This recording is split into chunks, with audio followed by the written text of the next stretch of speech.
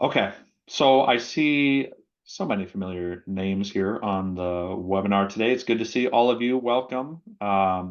We are here talking today about recurring gifts, how to get them, some of the lessons we've learned at PSG. It actually covers a whole range of issues. So we're talking about um, what your communication plan can look like, some lessons we've learned there. We'll talk about donation page funnels and how to incentivize recurring giving. We're going to talk about pledge card design, and we're going to talk about some cool stuff with automation that Stacy's going to help us with towards the end. As always, for housekeeping, we are recording this. Yes, we will send it out probably sometime tomorrow before we get it out to you today. So we'll go through, we'll organize the video and any handouts or anything. So we'll get that out to you tomorrow. If you have questions, hit the Q&A button on your screen, and then they show up in front of me and Stacy and Leslie, and we can answer those. And then as we go through, if we reference any of the other webinars that we've done, we'll of course drop a link in so you can go access those. Initial introductions. Stacy, I'm looking through this list. I swear I know every single person on this list. So maybe we don't need it. We finally reached that point, Stacy, after years and years. Folks, if there is somebody here and you need a reminder who we are, PSG, we're a fundraising consulting firm. We do a couple things. We run annual appeals for large Catholic dioceses. That's sort of the niche that we work in, is we help them raise $5 million, $10 million, $20 million a year. All of the people that we have, we're a small, mighty group. We've worked for these great, amazing organizations on your screen. We also provide some Razor's Edge database administration help and some really cool fundraising automation that Stacy leads up. So all of the nerdy stuff that goes into fundraising, that's what we do. On this webinar today, we're going to share some of the lessons we've learned in this particular topic area. It's something we do all the time. Whenever we learn something new, we share it. We also have two amazing software products that we kind of fell into as we were doing our fundraising consulting. AskGenius, many of you use it already. That is the tool that you use when you're going to send your direct mail and you need to set the perfect ask amount for everyone on your list, whether it's 1,000 people, 10,000 people. AskGenius is the tool that looks for all the data and lets you set the perfect ask amount. I've got a great, exciting deal on that coming up midway through the webinar, a little promotion we're running.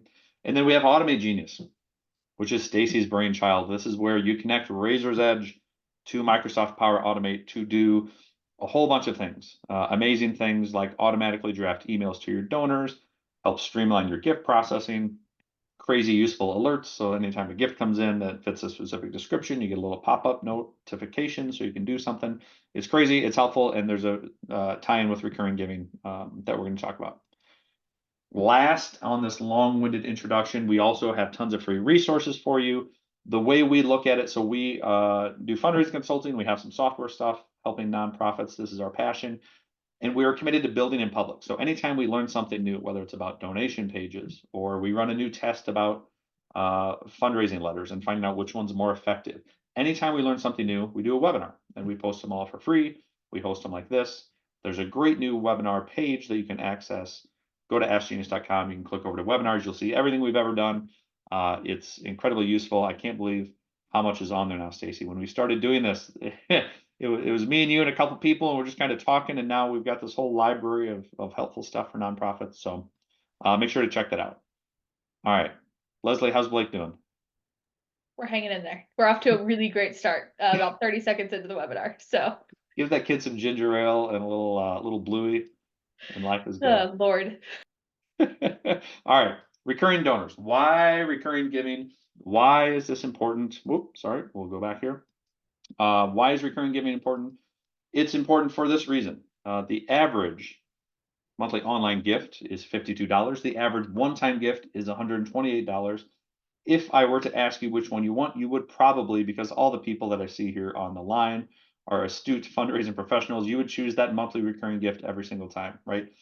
It's consistent, it's stable, they don't lapse. You have less effort that you need each year to go out and get that gift again because they've set it and forget it. There's everything to love about recurring giving. Most colleges, universities, hospital foundations, dioceses, high schools are tearing down or in the process of tearing down or have already torn down their development program the way it was, which was focused on direct mail and asking for one-time gifts or maybe pledges. And they're rebuilding them to focus on getting those sustaining givers, those recurring givers. Another reason why this is important is because we did some research. We found the shocking stat that 57% of donors are already enrolled in a recurring giving program. Okay? So think about that when if you were at a high school, or a soup kitchen, college, university, any of the folks we have on the line, you're looking at your pool of donors. They may not be set up for recurring giving with you, but chances are, more likely than not, that they're already in a recurring giving program somewhere else. So that might give you a little bit more confidence as you approach them and invite them into your recurring giving program. Okay. So the benefits are significant. They don't tend to, they do give more when they sign up for recurring giving, and they are less likely to lapse, which are the two big areas that we're always focused on in fundraising. Let's start here. The biggest lesson we've learned. So over the course of 6 years, we've been helping large nonprofits run their annual appeals, and a lot of our effort has been on getting people over to recurring donors, moving them off of one-time gifts, moving them off of pledges, inviting them to make a recurring gift. And the biggest lesson we've learned is this, and I'm going to use an analogy that Leslie loves more than anything. This is her favorite of all the analogies that we do. She loves this one. Love it or list it. I love it more this year because you got it correct. So I used it once before on a webinar, and I had the people mixed up. So all right, so Stacy, do you watch this at all? Are you a love it or okay? All right, Leslie, which one tells him to sell the house, and which one tells him to keep it? the guy's the realtor and she's the like interior designer fixer All right, person. So the guy's name is David. The gal's name is Hillary. I see that in my notes here. All right, so David tells him to sell the house. So the choices are, and I promise this will make sense. We're talking about recurring giving. We're talking about the biggest lesson we've learned. Love it or list it, you either start something new, you're like, you know what, I'm giving up on this house. We're going to start something new and fresh and exciting. Or, whoa, look at all those boxes over. You're going to fix what you have, right? You take what you have, you're going to improve. You're not going to start something new and exciting. You're going to keep what you have. All right, so those are your options. Fix what you have, start something new. What we've learned is that you should fix what you have. You got to go with Hillary and not David, because we've tried this and failed a number of times. And I'm talking here about our clients and the development programs we work with. We have tried so many times to launch a recurring giving program. We're going to start a new effort, right? We're going to send out a new letter. We're going to brand some new societies. We're going to have a new donation page. And with all of our effort for this thing is going to be on getting recurring donors. And we have not had success doing that. And we have tried every which way. It is, of course, you have some limited success, but they have not gone gangbusters. What has worked really well is when we take what already exists, right? The cadence of your nonprofit, your annual appeal mailings, and your follow-up, and the rhythm that you do things over the course of the year. And when we focus on just tweaking those to add recurring giving, that's when some pretty amazing stuff has happened, right? We have had a wild amount of success moving people to recurring giving. When we don't launch something brand new that's just focused on recurring giving, we just take what we have and we make sure that the letter and the pledge card and the donation pages and all of those things offer those on-ramps to recurring giving. Stacy, did that make sense? Can you be the voice of the group? Did I get it right this time? Yes, that's perfect. All right. All right. It was such a great, in my head, it was a great analogy. The first time I tried it, I just butchered it. So I've been nervous all morning about this. All right. Love it or list it. You want to love it, right? You don't want to list it. You want to keep what you're doing. You just want to talk about recurring giving, add it in. Let's talk about pledge card design. Okay. Concrete advice on how to get recurring giving when you design a pledge card. We have a whole lot of experience in this. Not too long ago, 3 or 4 years now, we did a research project with all in our niche, which is all Catholic dioceses, so 100 plus dioceses. We said, give us your pledge cards, give us your strategies, give us your data. Let us crunch the numbers and find out what works and what doesn't as it relates to pledge cards. And what we found was that it's really important how you set ask amounts when you're approaching people for fundraising. Folks who have already used AskGenius know this to be true. But it's really important that when Stacy gets a pledge card, her ask amount is appropriate for her and her family. When Leslie gets an ask amount, it's appropriate for her and her family, on and on and on. Our question was, how do you set the perfect ask amounts? And of course, there was no easy way to do that. So what did we have to do? We had to go into Razor's Edge or Virtuous or Bloomerang or whatever it might be, pull out all of the data, get it into Excel, go through it line by line by line to set ask amounts for every household. That was a huge pain in the butt. Nobody liked doing it. It worked really well and raised a bunch of money, but it was terrible. So that's where we actually ended up with AskGenius. Looks like that, sounds like that. The reason I bring up AskGenius today is because AskGenius is crazy effective at inviting people over to recurring giving, right? So when you use AskGenius, as many of you do, you connect it to Razor's Edge or to Virtuous, or you upload a CSV file, and then you pick the strategy that you want, which could be nice and easy. It could be something aggressive like swing for the fences. It could be the secret sauce. We're rolling out new algorithms all the time so that you can focus on monthly recurring donors or getting people into the club. The reason I bring it up now is that I don't know if you guys know this or not, but it is March Madness time. So all work at PSG officially stops as of Thursday. When that first tip-off goes, I think, Leslie, 11:30 Central. Does that sound right? And Creighton's not far behind that. Creighton's, I think, the second game this year. So March Madness is coming. We did this promotion last year. We're going to roll it out again. It was wildly popular and wildly stupid at the same time. But if It's you not haven't yet popular used, internally because as Jays fans, we're concerned that you're jinxing everything. So I just know. throwing that out there. I absolutely, every time I do jinx the Jays. So here's what we're doing for AskGenius. If you're not using it yet, this is for new customers only. Watch the national championship, watch the tournament as it comes out. And every game that our beloved Creighton Blue Jays win, we're going to give you a bigger discount on AskGenius. Okay. So if they win the first game against who, Leslie? Akron. The Akron Zips, a home game in Pittsburgh. If we play the Zips, you get 10% off. If we win our second game against South Carolina or Oregon, you get 25% off. If we make it to the Elite Eight, you get 50% off. We win the whole dang thing, you get AskGenius free for an entire year. So I did want to make sure to plug that. Andy Mankey on our team, who oversees all of AskGenius, said, hey, don't forget to let people know they can get this crazy discount. Again, wildly popular promotion, a terrible business decision for us because we're all rooting for Creighton and then everybody gets these giant discounts. But we like having fun with it. So I'll leave that up there. I can also share a link in the chat here so you can check out AskGenius and you can use it to get recurring donors. Okay, so the lesson in pledge card design is this. Let your pledge card do the heavy lifting for you. We have a template of what we consider to be at PSG the world's greatest pledge card. And it looks a lot like this. This is from one of our clients in Nashville. You'll notice that we've kind of turned the pledge card on its head. And the very first thing we do is we give them that big number that says start here, number 1. And then we have the donor choose. Do they want to make a monthly gift or they want to make a one-time gift? Okay, we want to invite them to do that. And you'll notice which one is first, which is a monthly gift. We're not asking them, are you a sustaining giver? Do you want to be a sustaining giver? That language confuses people. What doesn't confuse people is a big number 1 that says, do you want to make this monthly or do you want to make a one-time gift? Because if they choose monthly, great. They've just signed up to be a recurring giver.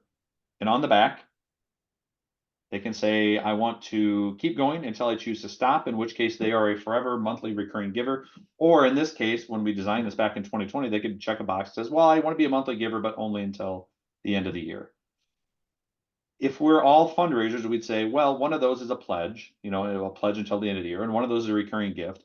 But we don't want to use that language because donors don't know what that means, and it doesn't fit how they make their decisions. So stop doing that. Stop using fundraising language and just ask people, do you want to give monthly or do you want to give one time? And if you want to give monthly, do you just want to keep it rolling or do you want to go for a certain period of time? This has worked incredibly well. Okay.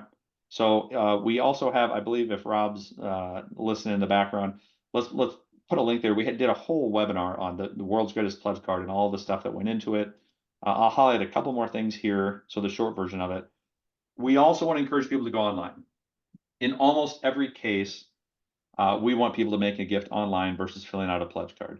You still need to mail to them, right? Fundraising is still largely a direct mail driven enterprise. But when people receive that mail, they want to be able to go online to make their gift.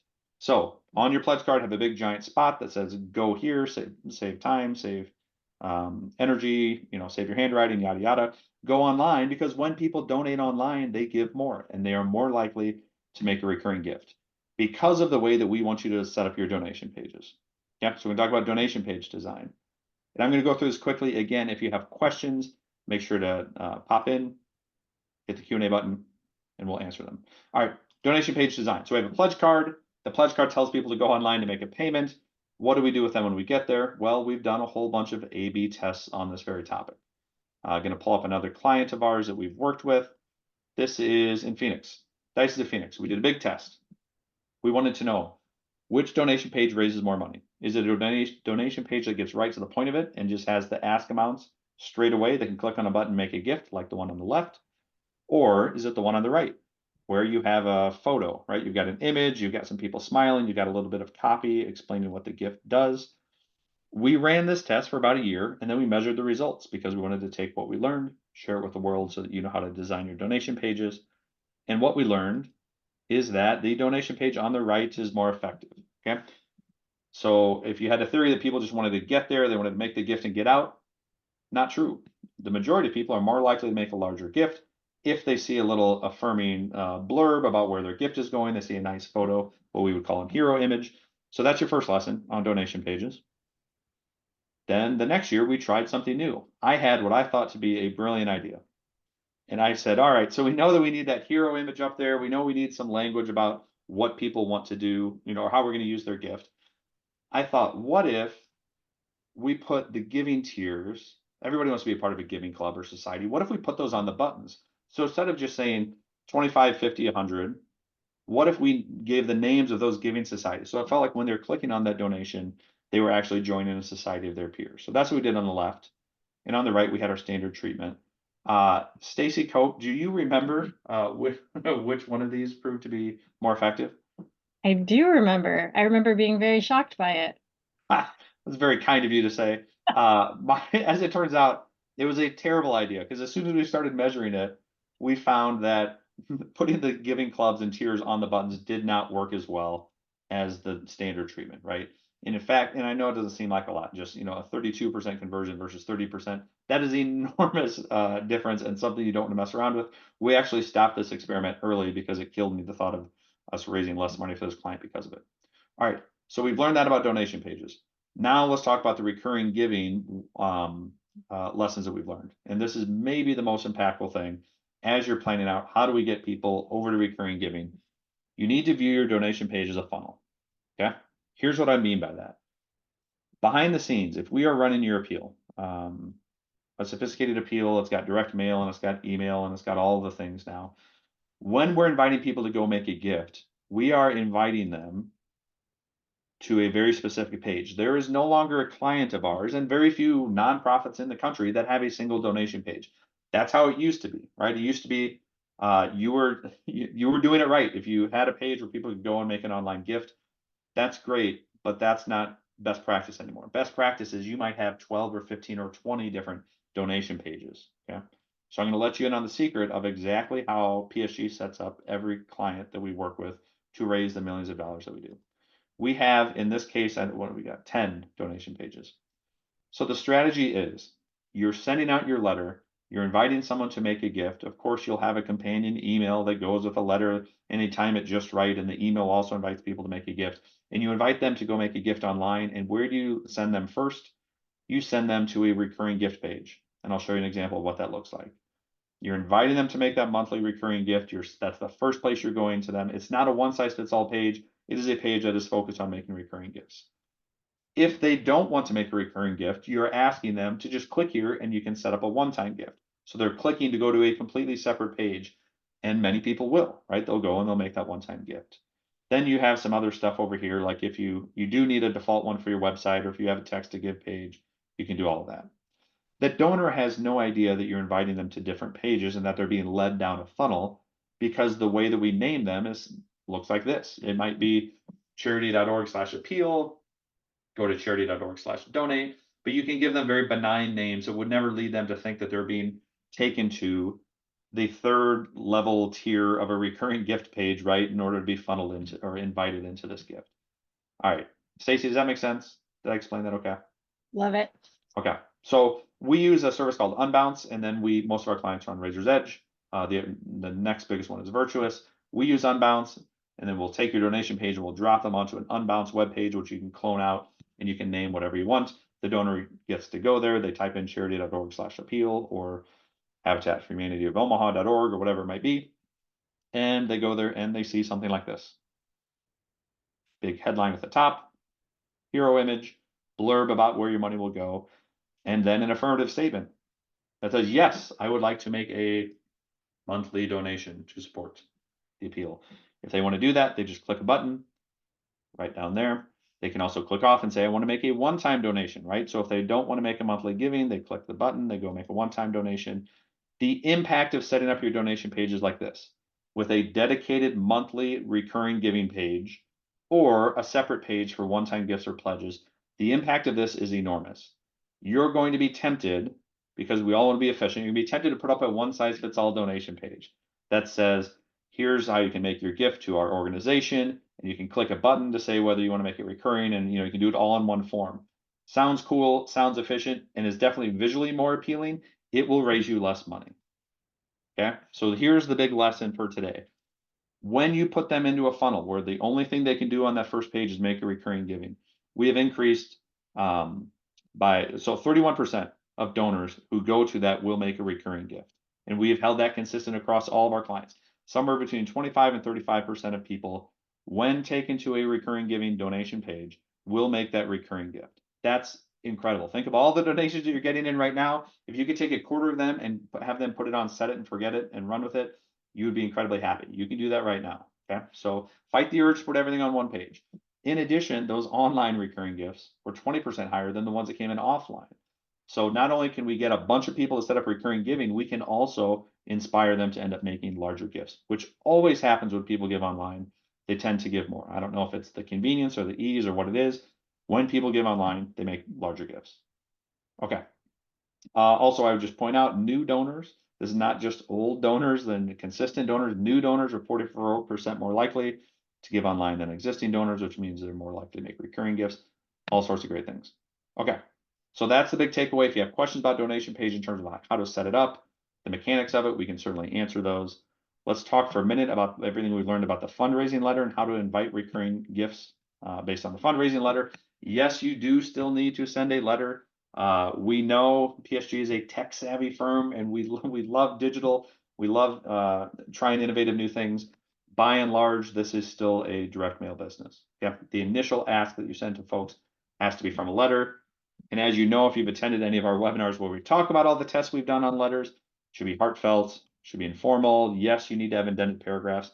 Leslie, why do you need to do this stuff? Font size so big and ugly, Times New Roman. Why is that important? To make them readable for older donors who are That's reading right. the letters. What do we know about donors, right? And you worked in college development, right? Like you were probably tasked at one point with like getting young donors. Is that the easiest job in the world or the hardest job in the world? It wasn't the easiest, no. So I mean, average donor is 68, is that right? 67, Yes. something like that. So obviously we want to bring in newer, younger donors. Having a letter with large font isn't going to scare them away. It's just going to make it easier to read the letter. So That's right. And the old people who will definitely read the letter do need it to be that size. So I like the way I never framed it that way, but it's so true. Like if you're looking at risk reward, like the reward is your older donors, and almost all of your donors are older, because they've always been that way. That's just how it works. You make it easily readable for them, life is good. And it's not that decision to make a large font letter and a 2-page letter does nothing to your younger donor. They're not going to be turned off by it. They're not going to say, oh man, this isn't in Calibri, or what's the new font that they're forcing on us? It's not Calibri anymore, right? awful. Aptos. I've already switched everything. Stacey, did we have this reaction when it went to Calibri? Remember when it was like Arial before that? Like did we have the same? We're like Arial for life? Yep. I just hate it so much. I want to stick with what I had. Okay. The letter itself, again, we've done an entire webinar on this, but as a reminder, you need a Johnson box up at the top, which fills in that white space. You need to make sure you get the person's name right. You need an interesting short first sentence to capture them and get them into the bulk of the letter. Then you tell a story, and it's motivating, and it really draws people in. And then eventually we get to the where we make our living, right? It's sort of turn phrase, which is like, hey, blah, blah, blah, blah, blah. People like you solve this problem. You're a hero. You're a superstar.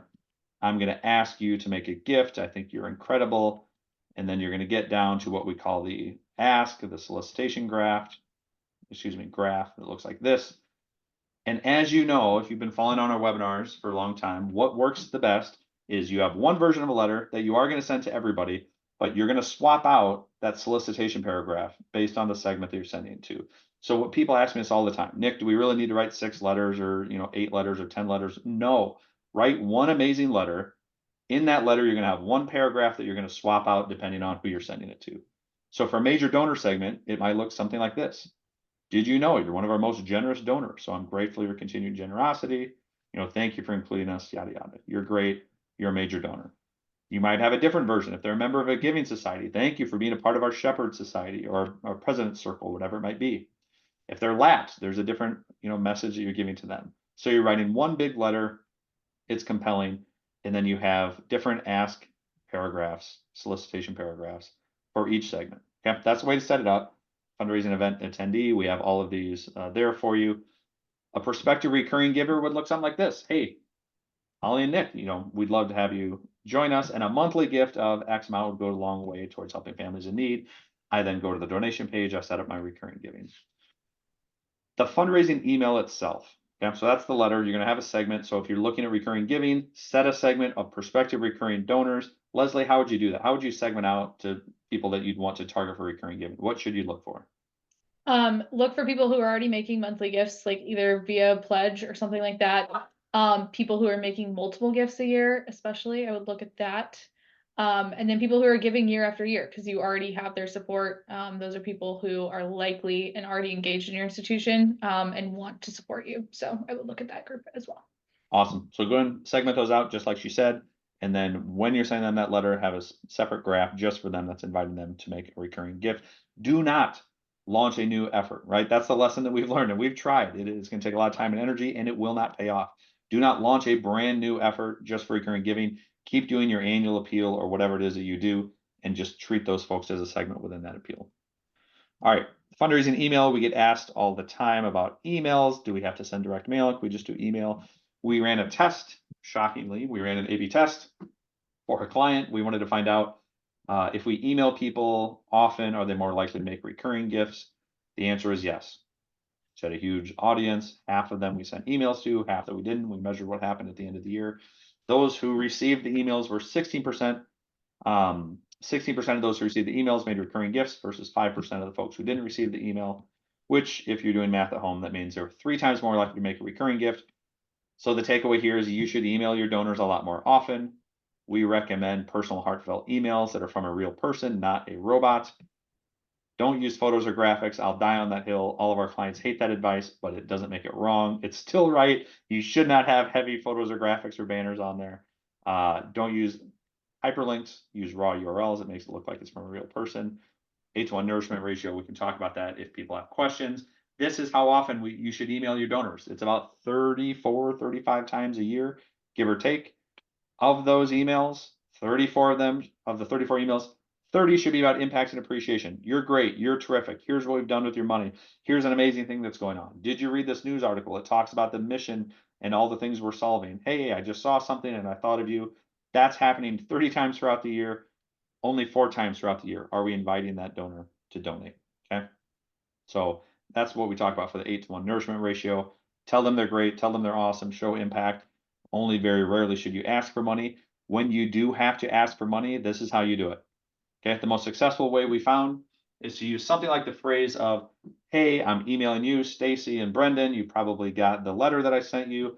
I just wanted to follow up. And I know a lot of donors have actually asked me, can you give online? Is there a way to do that easily? Yes. So I'm sharing the link with you. And for whatever reason, this works the best. It tells the donor, I see you, I know who you are, I appreciate you, and I'm thinking about you because other donors are asking me about this, right? So there's a little bit of FOMO that happens. The donor feels like, oh, wow, that's right. I'm not alone. Other people are, people like me are doing stuff like this. They're making gifts online. So this works well. Go ahead and copy that down if you'd like. Stacy, I want to ask you about fundraising automation because this has become a big part of what we do, when it comes to recurring giving. What's the short layman's version of what we're talking about when we talk about fundraising automation? So Microsoft Power Automate, and there are other applications that do this, but basically it can connect to every other application in the world. So Power Automate can connect directly to Razor's Edge to grab your donor data, get their email addresses, get their giving history, get their, last gift, their address, whatever it is that you need. We can go directly to Razor's Edge, and then we can connect to all these other things. So we can make thank you letters. We can send emails to donors, or we can send emails to your staff saying this is who gave. We can get information from a Cognito form or SurveyMonkey and put that back into Razor's Edge. So it just allows you to connect all of these things without having to do tons of imports, exports, merges, and all of that. It's kind of magical. It does a lot of work for you. For the first time, you can get things in and out of Razor's Edge easily without just having to go to an Excel spreadsheet, right? Yep. Awesome. Okay. Some of the amazing stuff that Stacy and her team have done, Stacy and Austin and everybody working on this. Uh, you can email donors, right? So Stacy and I'll ask you about this in recurring giving in a second. So we have clients all over the country now that are using this automation, and we have a tool called AskGenius, which is how we package all of this. So imagine you're a major gift officer or development director, and you go into work in the morning, I'll back up, and you see all these emails drafted for you to real people based on stuff that happened inside a Razor's Edge.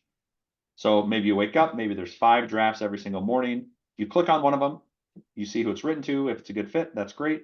If it's not a good fit, you just delete it, right? Maybe you know the person, you might want to personalize the message. The point is you can use automation to serve up these emails and write them for you, serve them up on a platter to the point that all you need to do is just make a couple tweaks if you want and then send them out. And it's a real email, Stacy, right? It comes from your Outlook. It's not like a do not reply at charity or anything like that. Exactly. It comes from your Outlook. It'll be in your sent folder. It'll, replies will come back to you. And yes, there's no unsubscribe links at the bottom or, banners or any of those things that cause people to not look at email. That's right. It's not going to get flagged as spam or anything. So this was obviously a big deal for us and for all of our clients. We started showing what you can do from an email automation standpoint. So the easy stuff, or like where not easy, none of this is easy. I shouldn't say that. Stacey's probably like, yeah, right, this is easy. It's difficult. But the first things that we thought of, right, the easy ideas were like, hey, somebody made a gift increase from year over year. Let's automatically draft an email anytime that happens and tell them thank you for increasing your gift. Right? Maybe it's somebody's birthday. Maybe it's a milestone gift. What if it's a potential recurring donor, right? What if they joined a new giving tier? What if it's an existing recurring donor and we want to send a message to them? Stacy, how often have we been asked as we're working on recurring donors? People say, yeah, that's great, but then what happens? Like if they set the recurring donor, what happens next year? They're never going to increase their gift, right? Do we get asked that question ever?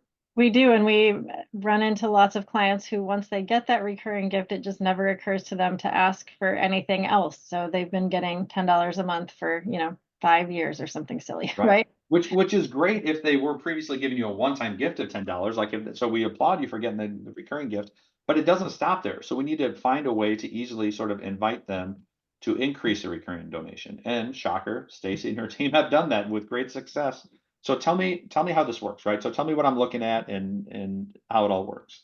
So what we do when we want to ask someone who is currently giving every month to increase their gift, we did try. I mean, we started out by just sending them to a donation form with the recurring gift and saying, hey, would you like to increase? Go here.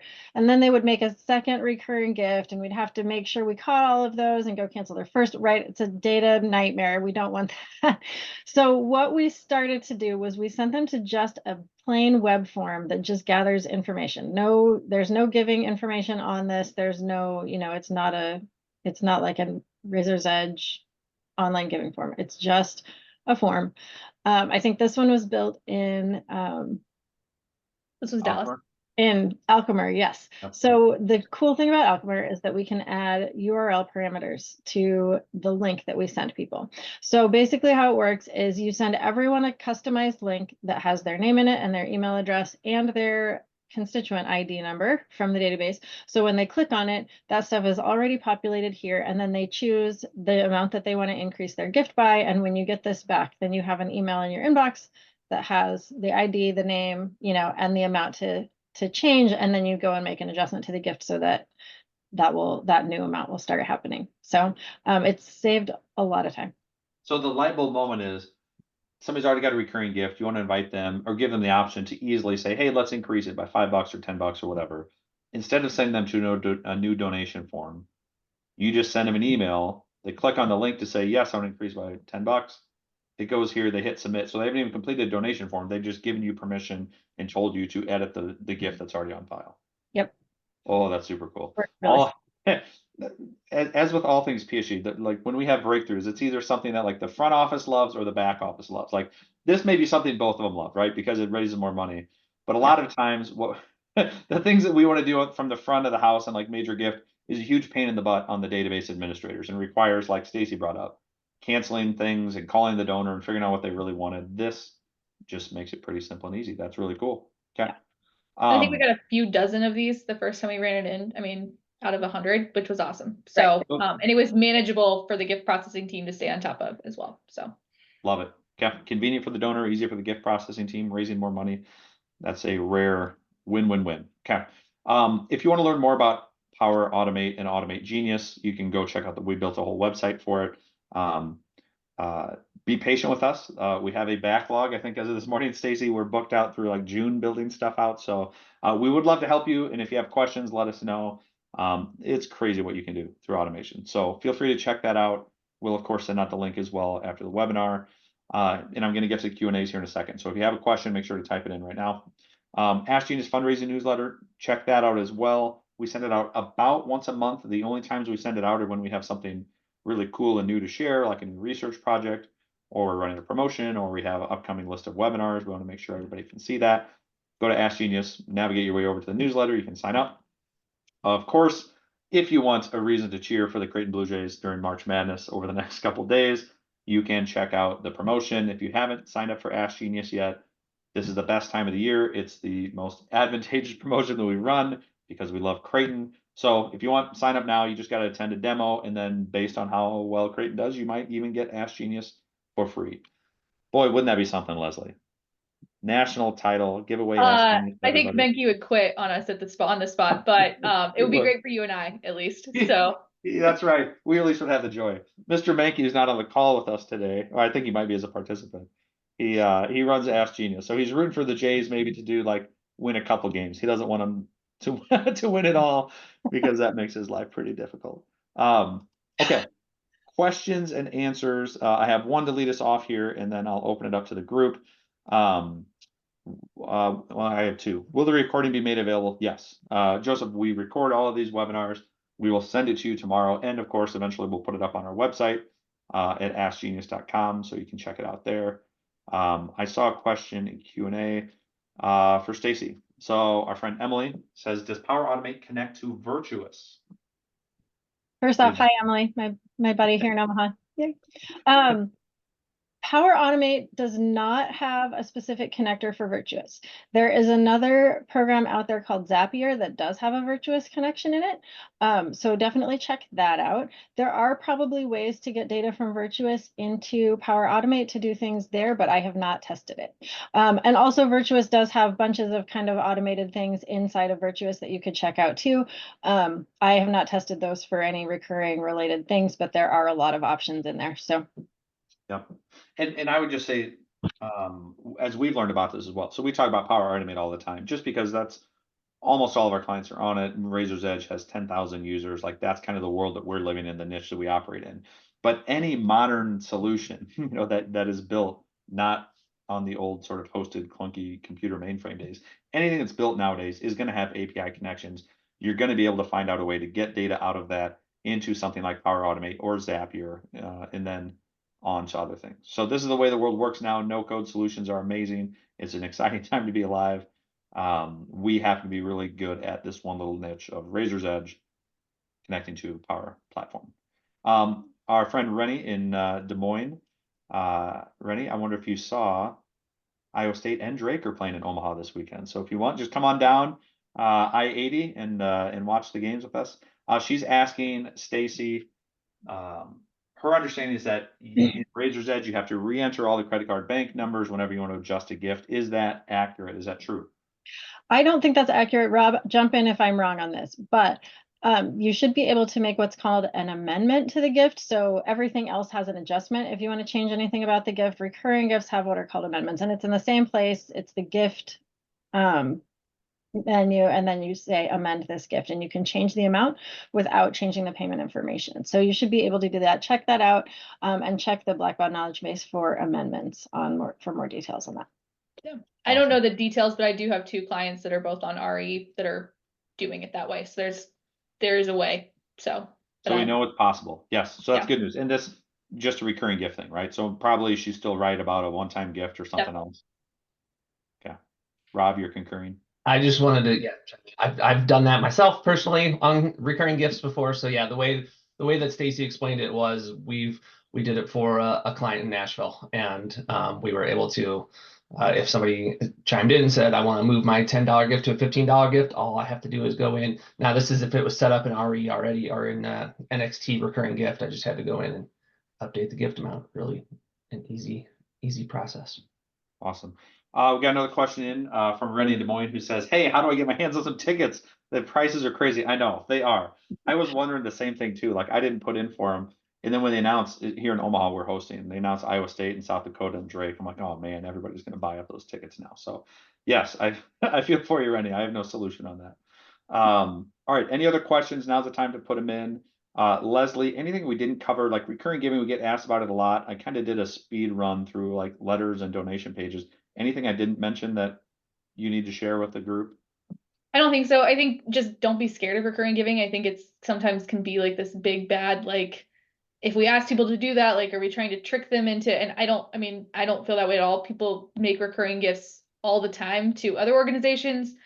My Netflix subscription, like all of those things, like everything in our lives is set up in a recurring fashion. Like that is absolutely my preference as a way to give when my husband and I are choosing philanthropy. So Yeah. I think don't be afraid of it. I think don't be worried about tricking people. I think the other thing is don't be worried. And other big thing I think is that it's such a great way to prevent people from lapsing year after year. And even if they don't increase their gift every year, the amount that you're saving by them not lapsing is worth so much more. So Yes. I think that's another big takeaway.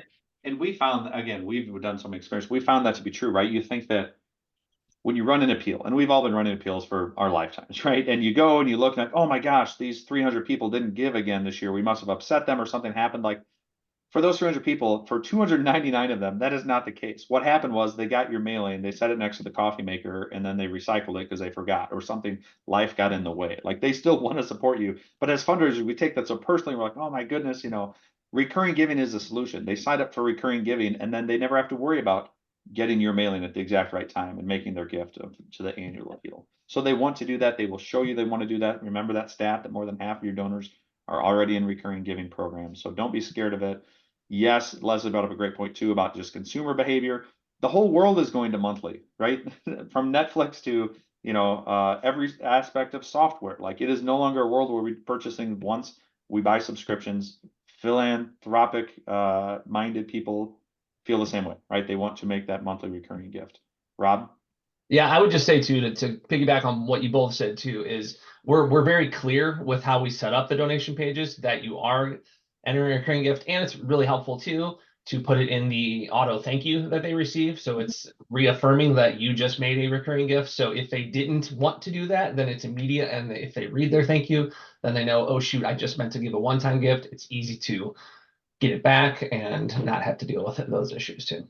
And don't freak out when that happens, because that will happen, right? Like, so that's another thing. As consultants, we can tell you, no matter what you do, people are going to freak out, no matter what. So if you come up with some new idea or whatever it might be, or you roll out recurring giving, somebody's going to get confused because that happens. And a lot of your donors can be older. All of your donors are older. Like, so it happens. And what I can give advice to nonprofits, when you get that first person who says, oh, I didn't want to set up a recurring gift, that's great. Get it back to a one-time gift and work with them and keep going, because you'll have a lot of people that want to. Sometimes nonprofits freak out and they feel bad and they're like, oh my gosh, everyone's gonna be confused. And then they stop asking for recurring giving, and it's absolutely killing them. On that point, this is different than political fundraising. In the political fundraising world, they do all kinds of shady stuff that you should avoid. They'll do things like you make a donation to a candidate, and then at the bottom, there'll be really tiny print that has a box that's checked, and it says, unless you uncheck this box, we're going to make this a recurring gift, and you're going to give another gift next quarter. There's all sorts of crazy stuff that happens in the political fundraising world. None of that should happen, nor does it really happen in the nonprofit fundraising world. So don't worry about that. Emily had a good question. I'm going to put it to you, Leslie. What about giving incentives for to promote recurring giving? Like give away some of t-shirts and pens and stuff like that. I wouldn't, unless you're giving away a free product for the year, like AskGenius or something. Unless you're tying it to the Blue Jays' success. I wouldn't. I mean, there's very small examples, I think, that can pay off. But as a whole, I think it's not worth it. People are choosing to support your organization because they believe in your mission, not to get a pair of socks or a t-shirt or a pin. Yeah. So. And I would say that's not to say you can't give donors gifts. Like, that's great. Like, whatever. I mean, if they are recurring donors or if they're major gift donors or whatever it might be, it's great to delight them every now and then if you want to do that. Again, you don't have to, and they're not expecting it. But don't tie it to that. You don't need to tie it to that transactional, do this and then get a pen or get a brick or something like that. It's just, when I see that happen, it's nonprofits that are spinning up a whole lot of busy energy that they don't need to, doing things that are unnecessary that donors don't appreciate. Okay. Stacy, anything we didn't cover from your end? I don't think so. This is a lot of information. I know I felt like I covered a lot of ground today. I hope that it was understandable. Okay. Leslie, how's Blake doing? I just heard it. I keep turning around because I could hear him on the stairs, and he just came down wearing his Chase Halloween costume from Paw Patrol. So nap time is going really, really well. Can we see it? Chase is on the case. Yeah, let him in here, man. Let's see this one. I've got the door closed. You can't open it. So all right. So everybody, thank you so much for attending. We'll get this up tomorrow. If you have questions about Automate Genius, let us know. You can check it out. Ask Genius. Make sure to sign up for the promotion so we can all root for Creighton here over the next weekend and next weekend. It's as good a deal as you're going to get. In the meantime, we appreciate all of you for coming and asking such great questions, and we will see you on the next one. Thanks, everybody.